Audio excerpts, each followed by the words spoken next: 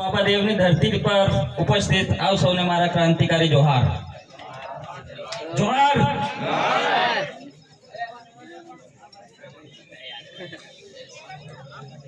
મારા અગાઉના વક્તાઓને આપણે સાંભળ્યા, મોટી મોટી વાતો આપણે જે ઘણી બધી વાતો આપણે સાંભળી. હું તમને એક વાત કહેવા માંગીશ કે આપણે આજે અહીંયા આવ્યા છીએ તો કંઈક લઈને જઈએ. અહીંથી સ્ટેજ પરથી જે પણ કહેવામાં આવે છે, ક્યાંથી કહેવામાં આવે છે, એ કેટલું સત્ય છે અને સત્યની કેટલું નજીક છે એના પર તર્ક કરવાની જરૂર છે. તમને લાગે કે ખરેખર સાચું છે, આ સત્યની નજીક છે, તો જરૂરથી વિચાર કરજો. હું તમને કેટલાક વિચારો એવા આપીશ કે તમે જાતે એના પર વિચાર કરજો. હું તમને વિગતે તો નહીં કહી શકું, કારણ કે સમયનો અભાવ છે, વક્તા ઘણા છે, એટલે મને સમયની મર્યાદા પણ નડે છે.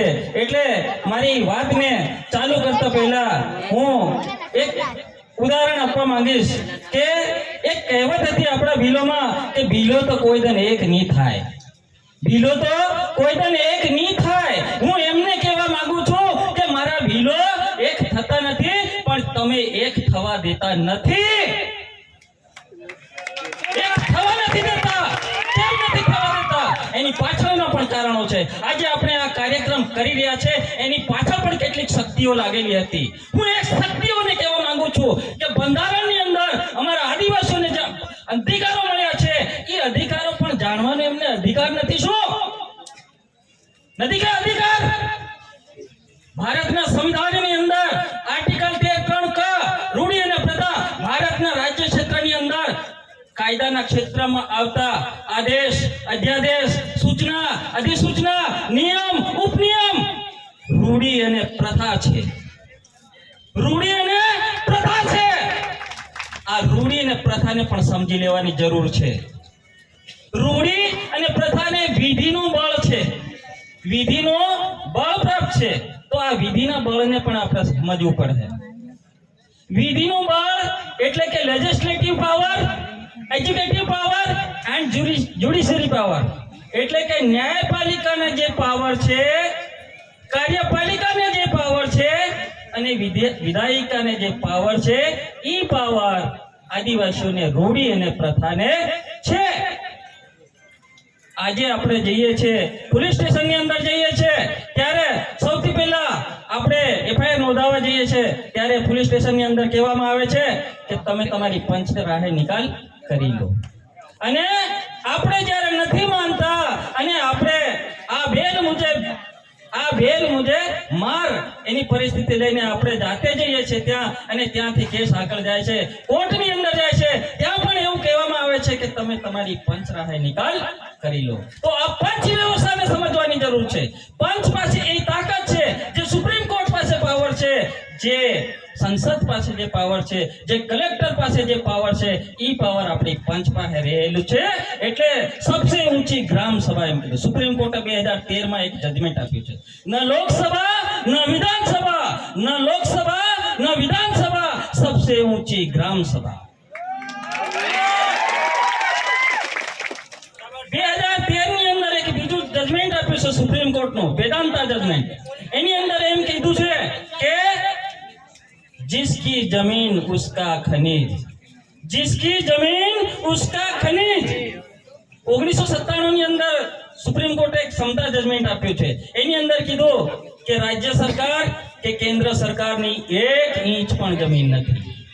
એમાં એક બીજા સુપ્રીમ કોર્ટનો હવાલો આપ્યો, પીર અમારા રેડી જજમેન્ટ 1988. એની અંદર એમ કીધું કે રાજ્ય સરકાર કે કેન્દ્ર સરકાર એ એક વ્યક્તિ છે. વ્યક્તિ એટલે માણસ, એટલે એના નામે જમીન નથી. તો આ જમીન કોની ભાઈ? આદિવાસીઓની. કોની જમીન? આદિવાસીઓની.